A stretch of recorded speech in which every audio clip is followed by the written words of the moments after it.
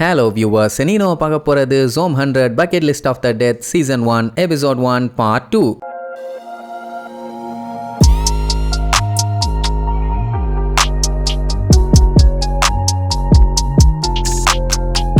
Open பண்ணா என்ன வாழ்க்கடா இது, ஆபீஸுக்கு போறதை விட செத்துடலாம் போலங்கிற மாதிரி நம்ம அக்கீரா சுத்திட்டு இருந்தால. அப்படியே அன்னைக்கு வேலையை முடிச்சுட்டு நைட்டுக்கு வீட்டுக்கு போனவன் டிவியை பார்த்துக்கிட்டே அரகுற தூக்கத்தோட சாப்பிட்டுக்கிட்டே வேலையை பார்த்துக்கிட்டு இருக்கான். ரூம் ஃபுல்லா குப்பை கிடங்க மாதிரி இருக்குது. டிவிலேயே நியூஸ் எப்படி தெரியுமா வருது, வேலையால் ஓவர் ஸ்ட்ரெஸ் ஆகி சும்படி சுப்பன் தும்ப பூவில் தூக்கு மாட்டி கொண்டார், ஓவர் டைம் ஒத்துக்காத ஓலையப்பன் சேலையில் சிக்கி செத்து விட்டார் அப்படின்னு நியூஸ் எல்லாம் கேட்கும் போது பரவாயில்லையே இந்த மாதிரி சம்பவம் எல்லாம் நடக்குதா அப்படின்னு சந்தோஷமா பார்ப்பான். அதுக்கப்புறம் ஒரு கட்டத்துல சுத்தமா முடியாம ஏன்டா இந்த வாழ்க்கைங்கிற மாதிரி நினைச்சிட்டு அப்படியே பொத்துன்னு விழுந்து தூங்க ஆரம்பிச்சிருவான். அவனுக்கு என்னன்னா, இப்படி தூங்க ஆரம்பிச்ச என்ன யாருமே எழுப்பிடக்கூடாது, இப்படி யாரெல்லாம் ஆசைப்பட்டிருக்கீங்கன்னு கீழே கமெண்ட் பண்ணுங்க. ஆக மொத்தத்துல நம்ம பயலுக்கு அந்த வேலையே வெறுத்து போய் இவ்வளவு நாளா ஓகே நம்ம சூஸ் பண்ணோம், நம்ம தான் வேலை பார்க்கணும்னு நினைச்சவன் இப்ப எனக்கு அந்த வேலையே வேண்டாம், கொடுமை தாங்க முடியலன்னு சொல்லி அழ ஆரம்பிச்சிட்டான். இதெல்லாம் சொல்லி ஓரமா உட்காந்து அழலாம், ஆனா அதுக்குன்னு போகாம இருக்க முடியுமா? மறுபடியும் காலையில பேப்பாய மாதிரி எந்திரிச்சு அப்படியே கிளம்புவான். டிவியில எதுவுமே ஓடாது, குறைன்னு இறஞ்சிக்கிட்டு இருக்கும். சரி கிளம்புவோன்ட்டு வந்து டோரை சாத்தும் போதுதான் பைக் பார்க்கிங்கான டிக்கெட்டை ஹவுஸ் ஓனர் வச்சுட்டு போயிருப்பாரு. ஆல்ரெடி 2-3 மாசமா குடுக்கல, இன்னைக்கும் குடுக்கலன்னா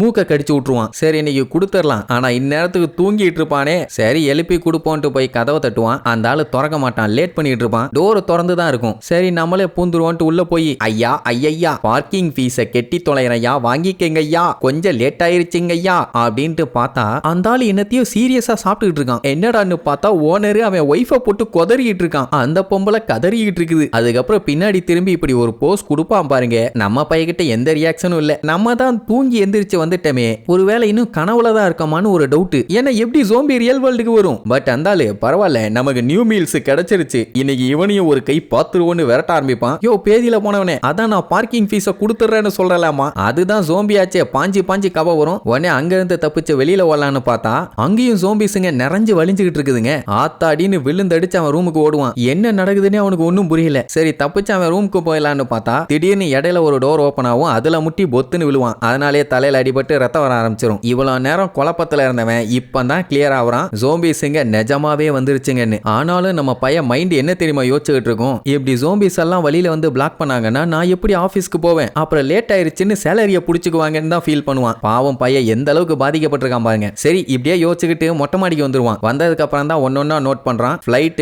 கண்ணா பின்னான்னு போய் கிராஷ் ஆகுது, தெருவுல ஃபுல்லா ஜோம்பிஸ், போலீஸ் எல்லாம் கண்ட்ரோல் பண்ண முடியாம படாத பாடுபட்டு இருக்காங்க. இப்படி எல்லாத்தையும் பார்த்ததுக்கு அப்புறம் தான் அவனுக்கே புரியுது, அப்படின்னா நம்ம இதுக்கப்புறம் வேலைக்கு போக தேவையில்லை, யாரும் என்னைய கேள்வி கேட்க போறது இல்ல அப்படின்னு தெரிஞ்ச உடனே பையன் ஐடி கார்டெல்லாம் கழட்டி தூக்கி வீசிட்டு விடுதலை கிடைச்சிருச்சுன்னு சந்தோஷத்துல ஒரு கத்துவான் பாருங்க. அப்படியே யூனிவர்ஸையே ஜூம் அவுட் பண்ணி காட்டுவாங்க. அதாவது இந்த பிரபஞ்சத்திலேயே செம ஹாப்பியா இருக்கிறது நம்ம பையன் தான் அப்படிங்கிற மாதிரி சந்தோஷத்துல கத்திக்கிட்டே மாடியில இருந்து கீழே குச்சிருவான். நல்ல வேலை மறக்கல, அப்புறம் ஷீட் எல்லாம் இருந்த உடனே சேஃப்டியா கீழே லேண்ட் ஆயிட்டான். பட் ஜோம்பிஸுங்க இன்னும் சுத்தி ஏகப்பட்டது இருக்குதுங்க. அதுங்க கிட்ட இருந்தெல்லாம் தப்பிச்சு நிக்காம ஓடுவான். பட் அதுங்களும் விடுறதா இல்ல, பயங்கரமா விரட்டுங்க. அதை பத்தி எல்லாம் அவன் கவலைப்படல. ஒரு லூப்புக்குள்ள மாட்டிக்கிட்டேமே, இப்ப என்ன பண்றதுன்னு தெரியாம மண்டைய உடச்சுக்கிட்டு இருந்தான். ஆனா இப்போ அவனுக்கு விடுதலை கிடைச்சிருச்சு அப்படின்ட்டு அவன் இந்த உலகத்தையே இப்ப ரசிக்க ஆரம்பிச்சிட்டான். இந்த ஜோம்பிஸ் துரத்துறத பத்தி அவனுக்கு துளி கூட கவலை இல்ல, ஏன்னா அவ்வளவு பாதிக்கப்பட்டிருக்கான். ஆபீஸ்க்கு போக தேவையில்லைன்னு சொல்லி ரெக்க கட்டி பறக்கிறான் போங்க. அப்படி ஓடினவன் ஒரு வழியா சேஃப்டியா ஒரு இடத்துக்கு வந்துட்டான். அவனுக்கு இப்ப என்ன பண்றதுன்னே தெரியல.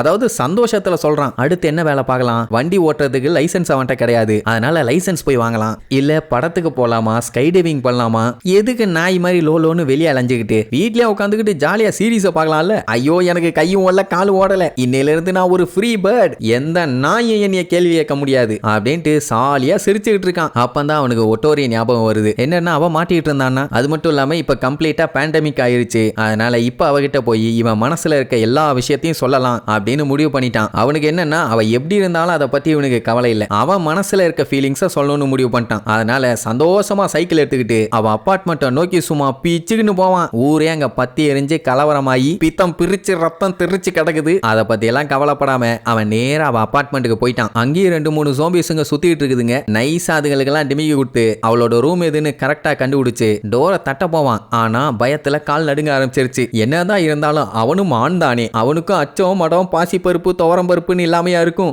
ஏதாச்சும் சொல்லி காரிக்கிட்டு மூஞ்சில துப்பிட்டான்னா நாளைக்கு ஆபீஸ்ல மீட் பண்ண முடியாதே. பரவாயில்ல, அவ மட்டும் துப்பட்டும், தொடச்சிட்டு போயிருவோம் அப்படின்ட்டு காலிங் பெல் அடிப்பான். திறக்கல. மறுபடியும் அடிப்பான். அப்பவும் திறக்கல. இவ ஒருத்தி மேக்கப் போட்டு தள்ளிட்டு இருக்காளான்னு டோரை ஓபன் பண்ணா டோர் திறந்துதான் இருக்குது. சரின்ட்டு டோரை ஓபன் பண்ணா அவங்க பாஸோட ஷூ அங்க கிடக்கும். அந்த நாயை ஆபீஸ்ல தான் குடும்பப்படுத்துறான்னா வீட்டுக்கு வந்தா கூட நிம்மதியா விட மாட்டான் போல. சரின்ட்டு நிமிந்து பார்த்தா அந்த நாய் அங்கதான் நின்றுட்டு இருக்குது. ஆனா அவன் ஜோம்பியா மாறிட்டான். ஆல்ரெடி அவன் ஆளு கச்சகன்றாவியா இருப்பான். இப்போ ஜோம்பி ஆனவனே ஜோம்பிக்காகவே அளவெடுத்து செஞ்சவன் மாதிரி இருக்கான். இப்போ தான் நம்மாலு அவன் மனசுல இருக்க எல்லா வன்மத்தையும் கொட்டி தீப்பான். ஏண்டா ஏறி விழுந்த எருமை, பார்க்காம விழுந்த பண்ணி, கம்பெனியாட ரன் பண்ற எல்லாத்தையும் குடும்பப்படுத்தி கொண்டுட்டு இருக்கடா. இனிமேட்டு உன் வேலையும் வேண்டாம், உன் மூஞ்சியும் இனிமேட்டு நான் பார்க்க வேண்டாம். நான் இப்பவே இந்த நிமிடமே, இந்த செகண்டே, இந்த மைக்ரோ செகண்டே வேலையை ரிசைன் பண்றேன்டா வெள்ள ஜட்டின்னு சொல்லிட்டு ஓடி வருவான். அந்த பாஸ் ஜோம்பியுமே ஓட ட்ரை பண்ணும். ஆனா வாயில இருந்து ஏகப்பட்ட வாமிட் பண்ணி வச்சிருக்கிறதுனால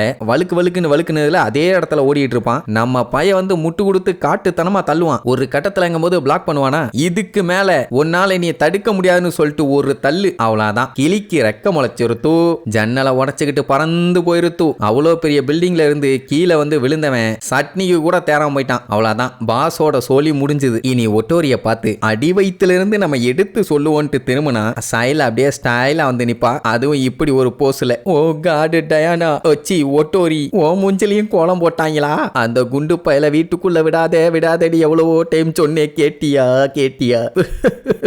சிரிச்சுக்கிட்டு இருப்பாச்சு, அழுதுகிட்டு இருப்பான். பரவாயில்ல அப்படின்ட்டு அவன் மனசுல இருக்கத அப்படியே சொல்லுவான். அதாவது அவ நார்மலா தான் இருக்கா அப்படின்னு மனசை தேத்திக்கிட்டு ப்ரொபோஸ் பண்ணுவான். பட் என்ன பண்றது, அவ தான் ஜோம்பி ஆயிட்டாலே. இவனை விரட்டுன்னு விரட்டுவான். பைய விழுந்தடிச்சு ஓடுவான். மொதல் டைம் ப்ரொபோஸ் பண்ணான், அதுவும் மண்ணை கவியிருச்சு. சரின்ட்டு எல்லா ஜோம்பி கிட்ட இருந்து எஸ்கேப் ஆகி கடைக்கு போய் ஜூஸ் வாங்கி குடிச்சுக்கிட்டு இருப்பான். அவனுக்கு இப்ப இருக்க ஒரே சந்தோஷம், நாளானைக்கு இனி எப்பவுமே அவன் ஆபீஸ்க்கு போக தேவையில்லை. அப்படியே போனாலும் வேண்டாம், எதுக்கு அவசகனமா பேசணும், போக தேவையில்லை, அவ்வளவுதான். அப்பந்தான் பையன் முக்கியமா ஒரு விஷயத்த முடிவு பண்றான். 60 வயசு ஆகி செத்தா கூட பரவாயில்ல, ஆனா அதுக்குள்ள அவன் லைஃப்ல என்னென்னலாம் ஆசைப்படுறானோ அதை எப்படியாச்சும் பண்ணிடணும். அதனால இந்த நிமிஷத்துல இருந்து, இந்த நொடியில இருந்து நானா செதுக்க போறேன்டா. அதுக்கு முன்னாடி கடையில இருக்கதெல்லாம் என் வீட்டுல ஒதுக்க போறேன்டான்னு கடையில போவான். எல்லாத்தையும் எடுக்க மாட்டான். ஒரு நோட்டு, பேனா, இது ரெண்டையும் எடுத்து அவனோட பக்கெட் லிஸ்ட் எழுத ஆரம்பிப்பான். நான் ஒன்னு ஃப்ரெண்ட்லியா சொல்றேன், நீங்களுமே ஒரு பக்கெட் லிஸ்ட் போட்டு வச்சிருங்க. 100% கம்ப்ளீட் பண்ண முடியாட்டியும் 99% கம்ப்ளீட் பண்ணிருங்க போதும். அப்படி உங்களுக்கு என்னென்னலாம் பக்கெட் லிஸ்ட்ல இருக்குதுன்னு கீழே கமெண்ட் பண்ணுங்க. அடுத்து நம்ம பையன் என்னென்னலாம் பக்கெட் லிஸ்ட் போட போறான்னு